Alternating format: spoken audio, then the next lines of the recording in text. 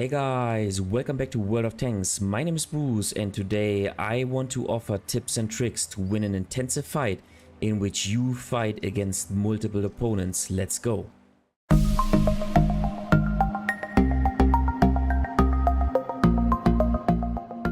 In this video I want to talk about a very special topic. Sometimes you find yourself in a situation in which you have to fight against multiple opponents at the same time. Usually you lose such an engagement because the opponents are simply overwhelming you. However, if you watch videos of famous World of Tanks CCs, you recognize that they are able to win even those tough situations in which they are fighting against 2, 3 or even 4 tanks at the same time.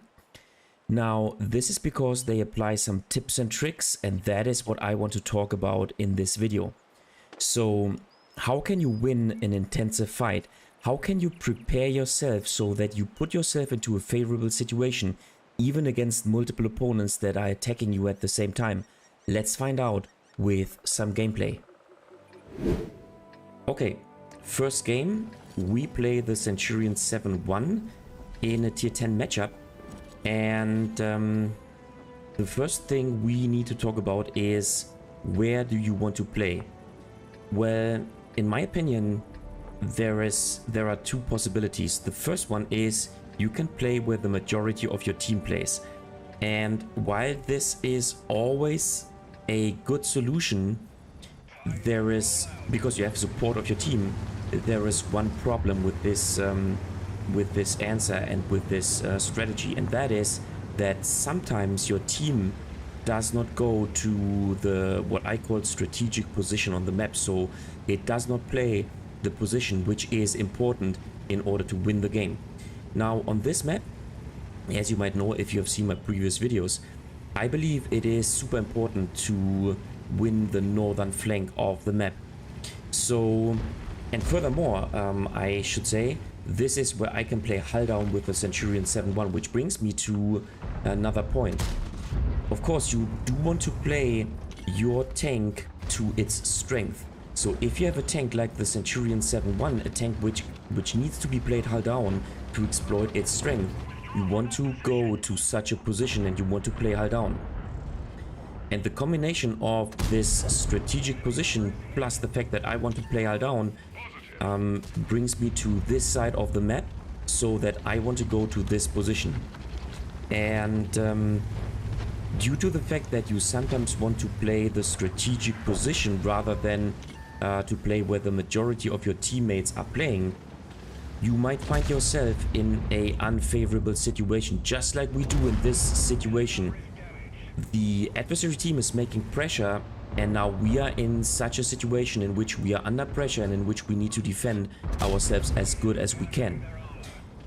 Fortunately, we are in a hull down situation and we are completely exploiting the strength of the Centurion 7-1, and that is exactly what you should do in any tank, in every tank in World of Tanks.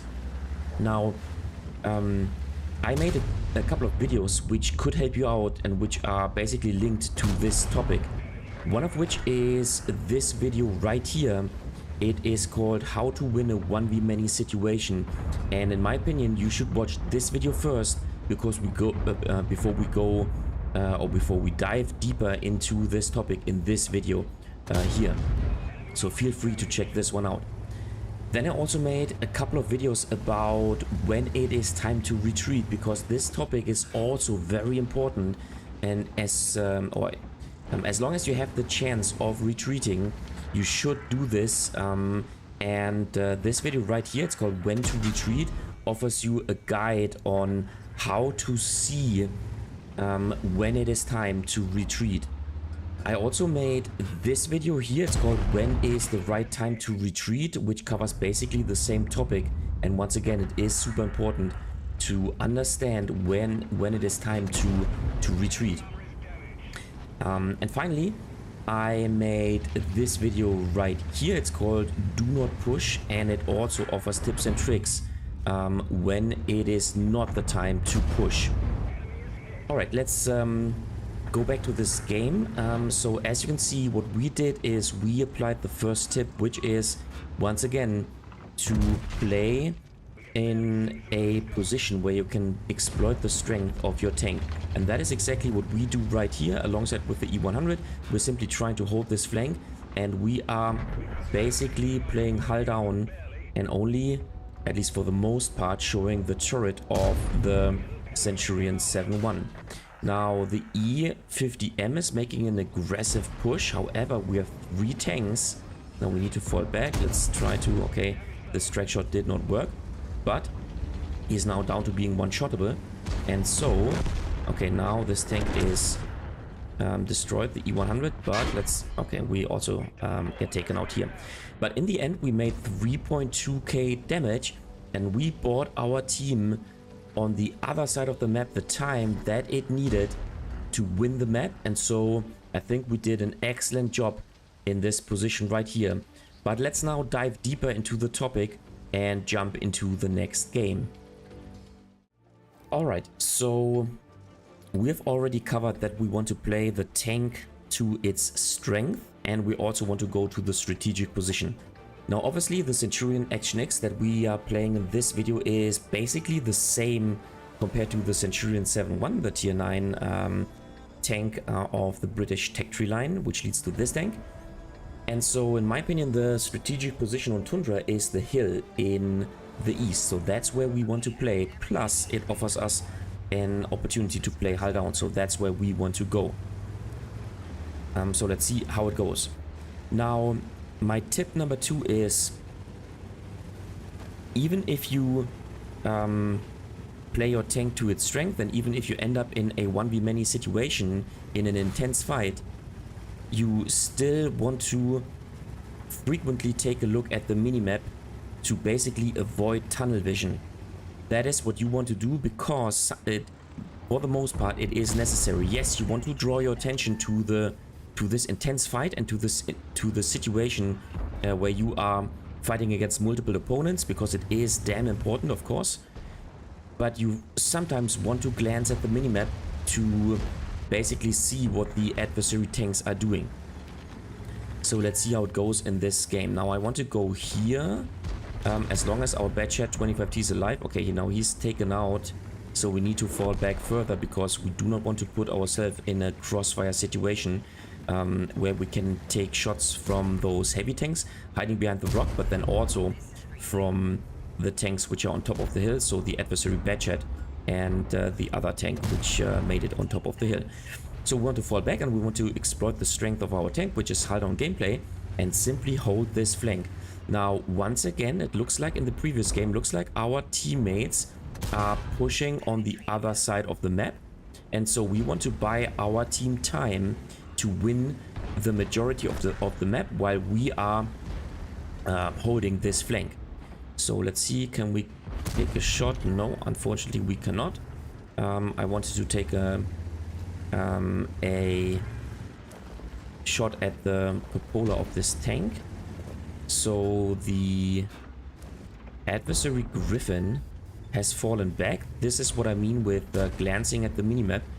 The Griffin has been spotted, or is indicated now, at the F8 position. But there he is. So take a look at the minimap. He has previously advanced to this position where he is right now. So now we need to make sure to lobster eye the minimap. And I think now it is time to get rid of the Griffin. He has support by the Grill 15. So it is, of course, it is now time to help out the Patton and to get rid of those 2 tanks, because they can flank us. They want to flank us. And once they are able to flank us, then we have a deeper problem. So let's take out this tank. Excellent. And now we can fall back to our previous position. Now as we have fallen back, the T-57 has made hardcore pressure, but now we can once again draw our attention to this tank and then continue to fight to those tanks right there. So I think a decent example that yes, you want to play in the position, and even if the game develops into some intense fight, you want to take on the fight. However, you still want to glance at the minimap in order to see what is going around you. Maybe you do not want to cover the whole map, with this technique, but you still want to see the surrounding of your position and what is going around, basically adjacent or next to your position. So let's wait until the FV takes a shot, and now we can move forward. And okay, he's already taken out. And yeah, I think another decent example of an intense fight where we still kept an eye on the minimap to see what is going on around us. So let's see, can we take a shot onto the Manticore? Yes, we can. Nice. And can we take him out? Let's go the other way around. And let's see. Here you go. Nice. Another shot. And let's ram him. Nice. Okay, perfect. So 3.4k damage. And I think a decent example. Let's now jump into the next game. Next game, this time we play the Griffin in a tier 10 matchup. Now, the Griffin is not the typical heavy tank. It simply has not enough armor. And so in this game I decide to support the medium flank because the tank is very mobile, and I think this is a good way. Now, the next tip is, in an intense fight, or in order to set yourself up to win an intense fight, you should also incorporate kind of the map and the position, and you should try to go to a position where you still have the chance to fall back in order to get the support of your teammates. And that's the difference between good players and between, let's say, average players or below average players. Good players or above average players take this into consideration and only advance so far that they can fall back into a position where they get the support of their teammates if the adversary team makes hardcore pressure and pushes aggressively. And this gives you more options because you basically incorporate the benefit of the position into your gameplay, and this makes it extremely hard for the adversary tanks to then simply push successfully. So that's what you want to do. Let's see how it goes. So first indication, WoT65 is pushing aggressively into this position.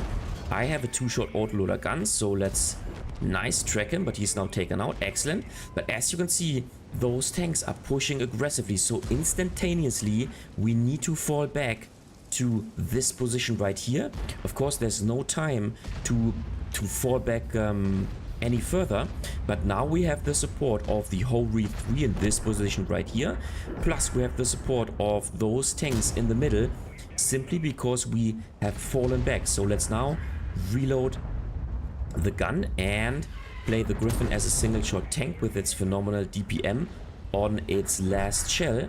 And as you can see, all those tanks are melting simply because we have fallen back. Now our two teammates have been taken out because they did not fall back, but we are still full HP and we can control this situation simply because where we are, the adversary team cannot push. Of course we are susceptible to the RT fire, but we cannot get pushed out because in our position we have the support of our team, plus we can play hull down so we can exploit the strength of our tank. And yeah, all of a sudden we have 2k damage plus 1.7k assisting damage, and we are on the winning side simply because we made the adversary tanks push into a position that we can control. Voila, another 801 assisting damage. Excellent. And so we can afford to reload the whole clip. We now want to wait until we're not stunned anymore, and then we can basically okay, we have to wait another 8 seconds, and then we can basically push out the concept the Centurion Action X. We have the HP pool on our side because he's down to being one-shottable, plus we have a 2-shot autoloader clip, so we definitely have the advantage on our side. He's already fallen back. There we go, and let's take the Leopard. Nice. And maybe peeks out once again. If he does, we can instantaneously take the next shot. And okay, WoT65 is helping us out. Nice. So we can simply help him out. Meanwhile, our 2-shot autoloader clip is reloaded. Excellent. Leopard is taken out, and we can simply push out aggressively. So can we take another shot here? Let's see. Let's fully aim in this shot. And okay, we missed the first shot, but we hit the second one. Excellent. Little high roll here, so that is good. And yeah,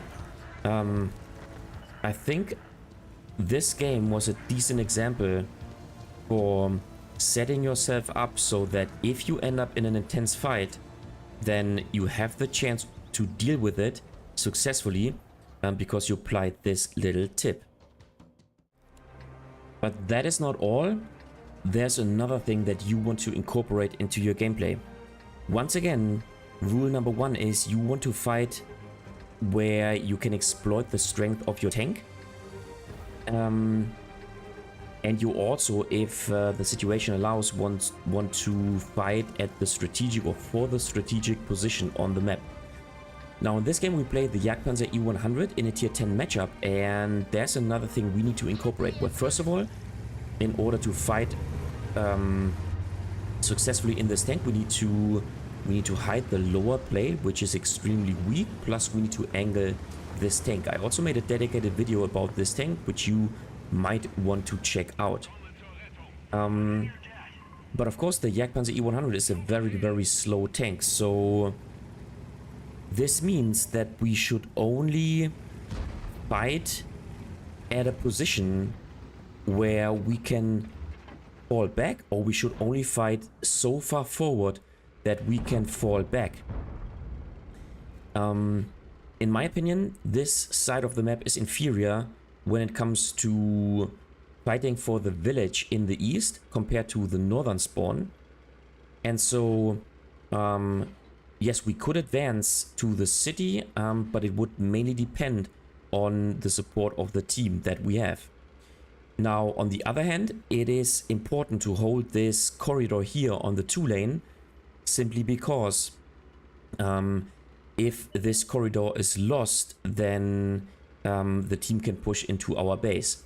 Now, it is not impossible to defend the base if you've lost the corridor, but nonetheless, it is of course beneficial to not let the team simply rush into your base.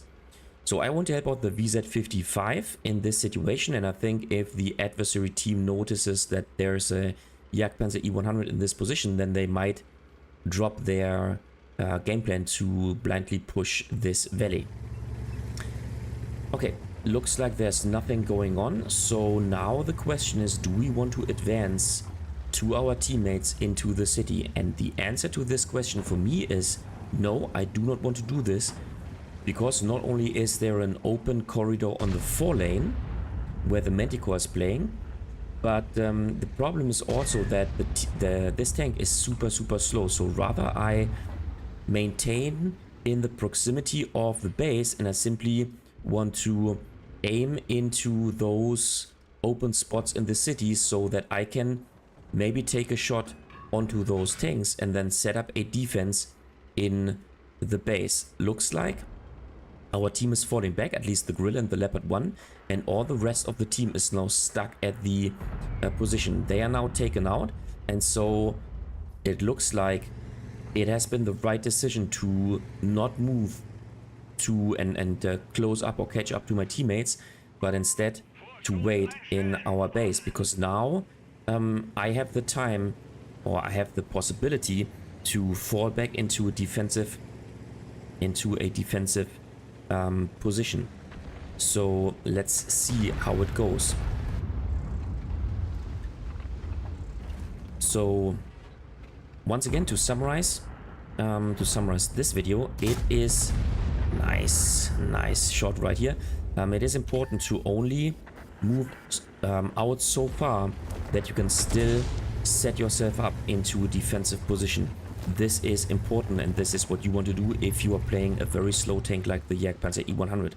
And this is also important so that you basically do not want to end up in a situation in where you have to face an intense fight, but where the strength are not on your side. Once again, it all comes down to knowing your tank, and if you know the Jagdpanzer E100, you know that the lower hull is extremely weak. The Jagdpanzer E100 does need support, due to its long reload and due to its low DPM. But if it has support of teammates and if it can hide the lower plate, then it is extremely strong, especially if you can angle the hull. Now the object 279E tries to make hardcore pressure, but with my 420 heat pen I can simply penetrate the upper hull of this tank. Now look at how I am angling my tank so that the object does not have a chance of penning me. And let's see, nice, bam, the next shot, excellent, 3k damage dealt. Now I want to angle the tank to the can opener so that he cannot take a shot. Nice, he's taken out because we have the support of our teammate and we already bounced 2k damage. Excellent, so that's how you want to use the Jagdpanzer E100. So, sorry dude, but I need to turn my tank. Sorry for that. So I need to, let's see, nice, that's an easy target. Bam, another 1184 damage. Nice. Of course now I have to prioritize, and of course I'm prioritizing the tanks which are in front of me instead of the Manticore. Now you will be able to take shots onto my tanks, which is fine, but that's just how it is. So can we get an additional shot onto our tank? That's the question. So let's move out. Our gun is reloaded and okay, we take this shot. Nice, but we can finish off the 279E, which is excellent. And now we get taken out, maybe because of a high roll of the T57 Heavy. I think we had one blind shot, so we have beyond 5k damage. But overall, even if we don't, 4.9k damage is a decent result. We blocked 5.2k damage, and I think we took into account the mobility of the Jagdpanzer E100, which is something that you should do in order to set yourself up so that you can win such an intense fight. And finally, we play the last game for today in the KPZ-50T. We're in a top tier scenario. And the final tip that I have for you to set yourself up so that you can win an intense fight is you always want to fight at a position where you still have support of your teammates. And this is something that for the most part only above average players manage to achieve. Good players play where they can exploit the strength of their tank. Good players also play for the strategic position, but only above average players take a look at the minimap and notice the distribution of the tanks of the own team, so where the teammates are playing, and incorporate this into their equation. That's what you want to do, especially if you think of an intense fight and a situation in which you find yourself play against multiple opponents. Now I went to this side of the map right here because it is the strategic position in my opinion, and we should not leave this flank completely to the adversary team.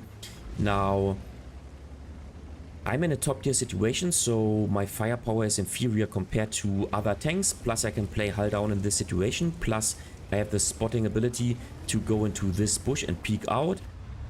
Keep in mind that I have superior armor, so chances are that even if there's a tank which can spot me, for example the ELC even 90, then I can still bounce the shot if those adversary tanks would take me under fire.